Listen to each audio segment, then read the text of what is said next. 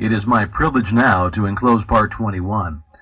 In paragraph 7, you'll find that one of the secrets of success, one of the methods of organizing victory, one of the accomplishments of the master mind is to think big thoughts.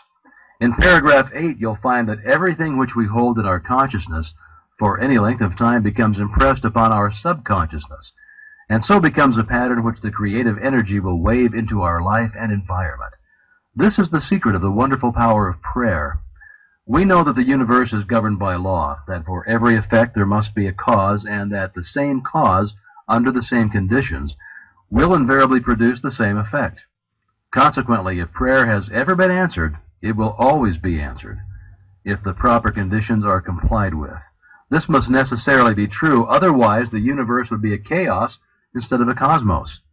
The answer to prayer is therefore subject to law, and this law is definite, exact, and scientific, just as are the laws governing gravitation and electricity. An understanding of this law takes the foundation of Christianity out of the realm of superstition and credulity and places it upon the firm rock of scientific understanding. But unfortunately, there are comparatively few persons who know how to pray. They understand that there are laws governing electricity, mathematics, and chemistry, but for some inexplicable reason, it never seems to occur to them that there also are spiritual laws, and that these laws are also definite, scientific, exact, and they operate with immutable precision. So here's part 21. The real secret of power is consciousness of power. The universal mind is unconditional. Therefore, the more conscious we become of our unity with this mind, the less conscious we shall become of conditions and limitations. And as we become emancipated or freed from conditions, we come into a realization of the unconditional that we have become free. As soon as we become conscious of the inexhaustible power in the world within, we begin to draw on this power and apply and develop the greater possibilities which this discernment has realized, because whatever we become conscious of is invariably manifested in the objective world, is brought forth into tangible expression.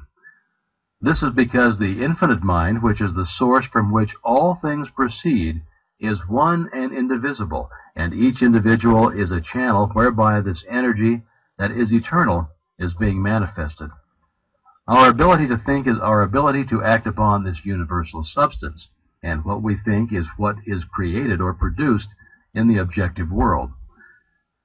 The result of this discovery is nothing less than marvelous, and it means that mind is extraordinary in quality, limitless in quantity, and it contains possibilities without number. To become conscious of this power is to become a live wire. It has the same effect as placing an ordinary wire in contact with a wire that is charged. The universal is the live wire. It carries power sufficient to meet every situation which might arise in the life of every individual. When the individual mind touches the universal mind, it receives all of the power that it requires. This is the world within.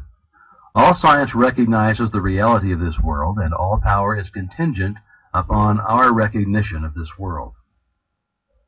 The ability to eliminate imperfect conditions depends upon mental action, and mental action depends upon consciousness of power. Therefore, the more conscious we become of our unity with the source of all power, the greater will be our power to control and master every condition. Large ideas have a tendency to eliminate all smaller ideas, so that it is well to hold ideas large enough to counteract and destroy all small or undesirable tendencies. This will remove innumerable petty and annoying obstacles from your path. You also become conscious of a larger world of thought, thereby increasing your mental capacity as well as placing yourself in position to accomplish something of value. This is one of the secrets of success, one of the methods of organizing victory, one of the accomplishments of the master mind. He thinks big thoughts. The creative energies of mind find no more difficulty in handling large situations than in handling small ones. Mind is just as much present in the infinitely large as in the infinitely small. When we realize these facts concerning mind, we understand how we may bring ourselves any condition by creating the corresponding conditions in our consciousness, because everything which is held for any length of time in the consciousness eventually becomes impressed upon the subconscious, and thus becomes a pattern which the creative energy will wave into the life and environment of the individual. In this way, conditions are produced, and we find that our lives are simply the reflection of our own predominant thoughts, our mental attitude. We see then that the science of correct thinking is the one science, that it includes all other sciences. From this science, we learn that every thought creates an impression on the brain, that these impressions create mental tendencies, and these tendencies create character, ability, and purpose, and that the combined action of character, ability, and purpose determines the experiences with which we shall meet in life. These experiences come to us through the law of attraction. Through the action of this law, we meet in the world without the experiences which corresponds to our world within. The predominant thought or the mental attitude is the magnet, and the law is that like attracts like. Consequently, the mental attitude will invariably attract such conditions as corresponds to its very nature. This mental attitude is our personality and is composed of the thoughts which we have been creating in our own mind. Therefore, if we wish a change in conditions, all that is necessary is to change our thought. This will in turn change our mental attitude, which will in turn change our personality, which will in turn change the persons, things, and conditions, or the experiences with which we meet in life. It is, however, no easy matter to change the mental attitude, but by persistent effort it may be accomplished. The mental attitude is patterned after the mental pictures which have been photographed on the brain. If you don't like the pictures, destroy the negatives and create new pictures. This is the art of visualization. Now, as soon as you've done this, you'll begin to attract new things, and the new things will correspond to the new pictures. To do this, impress on the mind a perfect picture of the desire which you wish to have objectified, and continue to hold the picture in mind until results are obtained. If the desire is one which requires determination, ability, talent, courage, power, or any other spiritual power, these are necessary essentials for your picture. Build them in. They are the vital part of the picture. They're the feeling which combines with thought and creates the irresistible magnetic power which draws the things you require to you. They give your picture life, and life means growth, and as soon as it belongs to grow, the result is practically assured. Do not hesitate to aspire to the highest possible attainments in anything you may undertake, for the mind forces are ever ready to lend themselves to a purposeful will in the effort to crystallize its highest aspirations into acts, accomplishments, and events. An illustration of how these mind forces operate is suggested by the method in which all of our habits are formed.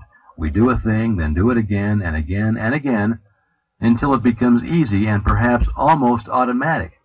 And the same rule applies in breaking any and all bad habits. We stop doing something and then avoid it again and again and again until we're free from it entirely. And if we fail now and then, we should by no means lose hope, for the law is absolute and invincible, and it gives us credit for every effort and every success, even though our efforts and successes are perhaps intermittent. There is no limit to what this law can do for you. Dare to believe in your own idea. Remember that nature is plastic to the ideal. Think of the ideal as an already accomplished fact. The real battle of life is one of ideas. It's being fought out by the few against the many. On the one side is the constructive and creative thought. On the other side, the destructive and negative thought. The creative thought is dominated by an ideal. The passive thought is dominated by appearances. On both sides are men of science, men of letters, and men of affairs.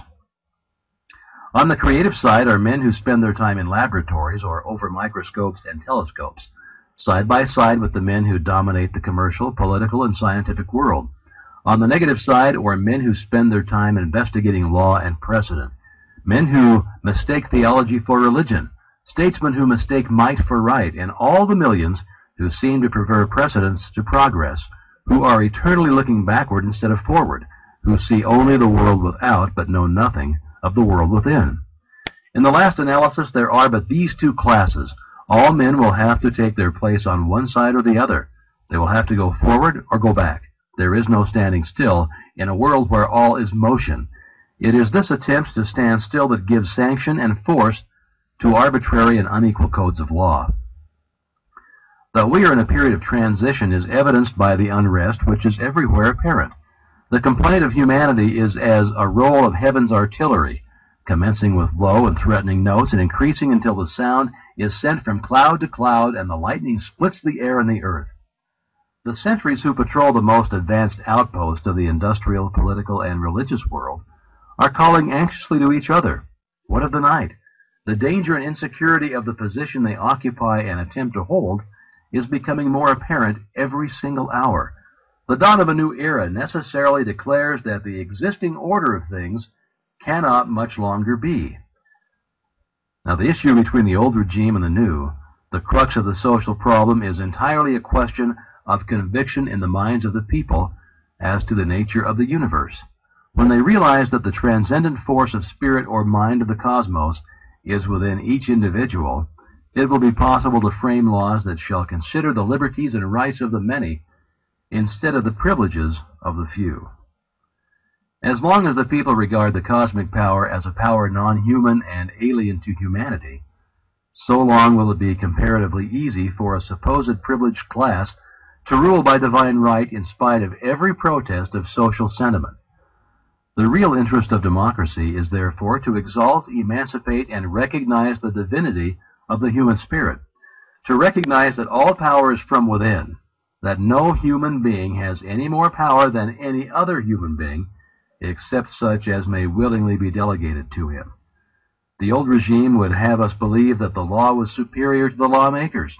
Herein is the gist of the social crime of every form of privilege and personal inequality, the institutionalizing of the fatalistic doctrine of divine election.